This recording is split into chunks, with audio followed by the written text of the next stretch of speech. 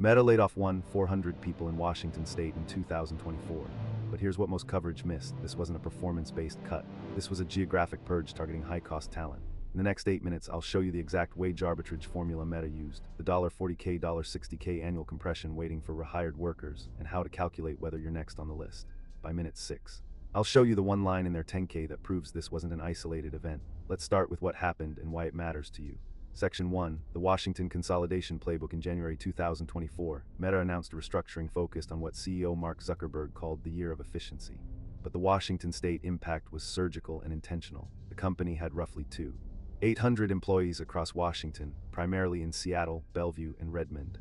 The 400 layoff represented nearly 50% of that workforce. Here's the critical detail. Meta didn't eliminate entire teams or functions. Instead, they eliminated high-cost positions in high-cost geographies and rehired for the same roles at significantly lower salaries in lower-cost states. Consider this real example. A senior software engineer in Seattle earning $185,000 in total compensation was laid off. 6 months later, Meta posted the same role, same responsibilities. Same team in Austin, Texas at $145,000. That's a $40,000 annual compression.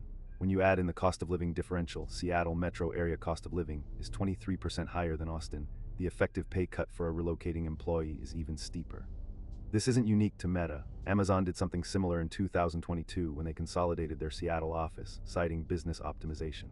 Google followed suit in 2023, reducing their San Francisco footprint while expanding in Austin and Atlanta. But Meta's Washington consolidation is the most transparent case study because of what appeared in their regulatory filings. Section 2, the wage arbitrage formula explained. Wage arbitrage, paying different rates for identical work based on geography, has been around for decades in outsourcing. What's new is that tech companies are doing it domestically across US states, which is entirely legal and increasingly normalized. The formula is straightforward. Step 1, identify high-cost labor markets where your company has concentration. For Meta, that was Seattle, San Francisco, New York, and London. Step 2, calculate the wage differential, according to Glassdoor and levels. FYI data, a Meta L5 engineer, senior level in Seattle commanded a salary of $165,000, $195,000 in 2023. The same role in Austin or Nashville was posted at $130,000, $160,000. That's a 15-25% reduction. Step 3, execute the restructuring.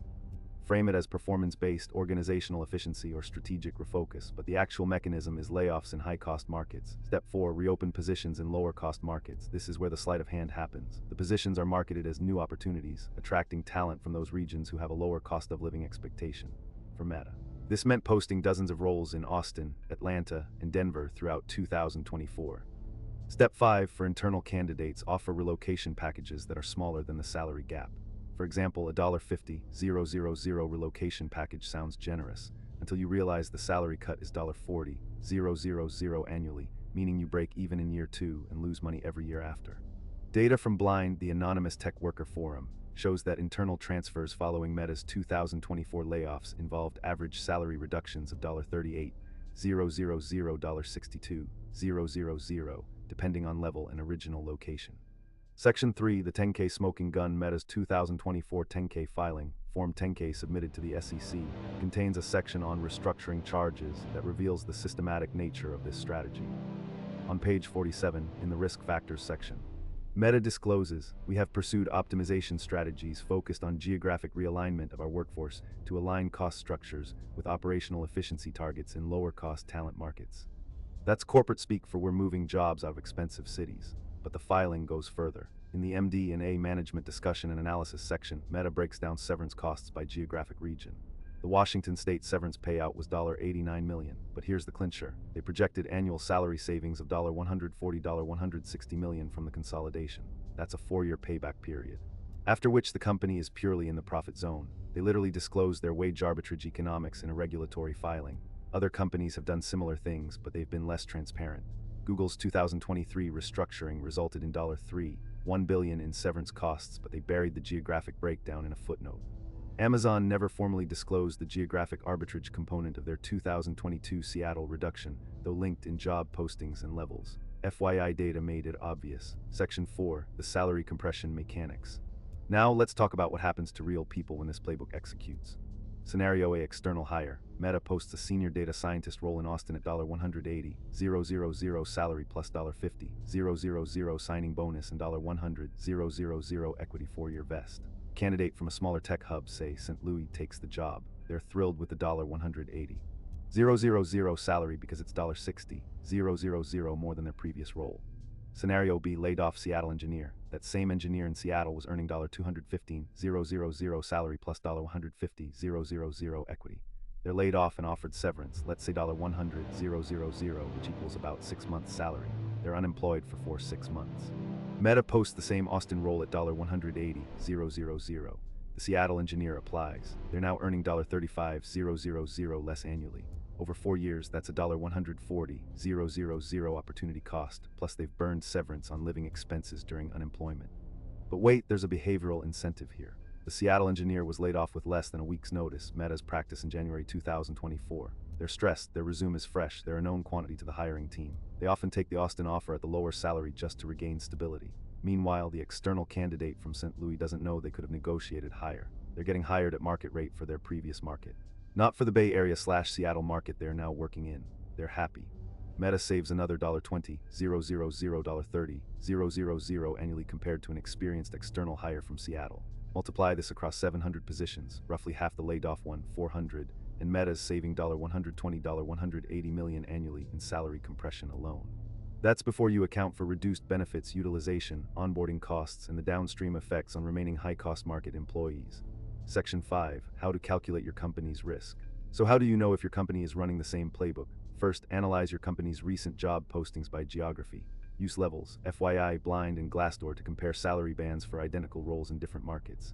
If you see a 20% plus differential between high-cost and low-cost markets for the same role and seniority level, that's a red flag. Second, look at recent headcount changes by office. Did your company lay off 30% plus of a single office in the past 18 months? Did they announce new hiring in other markets immediately after? That's the two-step sequence you're looking for. Third, check the voluntary vs. involuntary separation data. If layoffs were supposedly performance-based, you should see performance ratings distributed across the impacted office. But in wage arbitrage restructurings, you'll often see strong performers alongside weaker ones. Because the goal is headcount reduction in that location, not performance-based cuts. Fourth, survey your industry peers. Are competitors doing the same thing in your field? If Salesforce, Stripe, or Databricks are also consolidating their Seattle or SF offices, it's not a coincidence, it's an industry trend that justifies it in management's mind. Fifth, review the company's forward guidance. Does management mention cost structure optimization, geographic efficiency, or talent market realignment in earnings calls? These are the exact phrases used to mask wage arbitrage. Section 6, counter-arguments and nuance before you panic. Let's acknowledge the legitimate business arguments companies make. First, remote work did expand the talent market. If your company required everyone in office pre-2020, consolidating expensive offices makes some sense. Why pay SF rent for remote workers? Second, real estate optimization is legitimate. Office footprints in major metros exploded during the 2010s and became unsustainable. Reducing square footage in expensive markets saves real money. Third, lower-cost markets do have talent, and that talent is less expensive because of regional economics. Paying Austin rates in Austin isn't inherently unethical, it's market-based. Fourth, companies argue this creates opportunity for smaller talent hubs. If Google opens 500 roles in Atlanta, that's genuinely positive for Atlanta's economy. However, and this is important, these arguments don't negate the wage arbitrage dynamic. Even if the arguments are legitimate, the execution often involves laying off expensive talent in high-cost markets and rehiring equivalent talent in low-cost markets at compressed salaries. That's wage arbitrage, regardless of the business justifications. The key distinction, geographic arbitrage as a deliberate salary compression strategy, is different from organic geographic diversification. Section 7, what this means for your career. If you work in a high-cost market in tech, you're in the arbitrage zone. Seattle, San Francisco, New York, Boston, these are targets. Your defensive strategies. One builds specialized expertise that's hard to replicate. If you're a senior engineer doing commodity work, you're high risk. If you're an expert in a niche, e.g., only person who understands the legacy payment system, you're lower risk. 2. Document your impact in business terms, not just technical terms. When layoffs happen, managers fight to keep people who directly drive revenue or prevent catastrophic downtime. Generalists are expendable. 3. Negotiate remotely friendly arrangements now. If your company is pushing remote first, negotiate the ability to work from a lower cost market while keeping your current salary. Some companies do this Stripe Notion, though increasingly they won't. 4. Don't wait for the playbook to execute. If you see signs of geographic consolidation in your company, layoffs in your metro, new hires in cheaper metros, start looking externally. The market resets salary offers based on your previous role, not your location.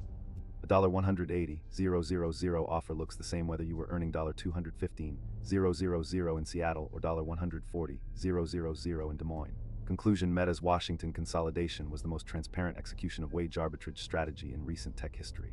The 400 layoffs. The $40K, $60K salary compression, and the explicit disclosure in their 10K all point to a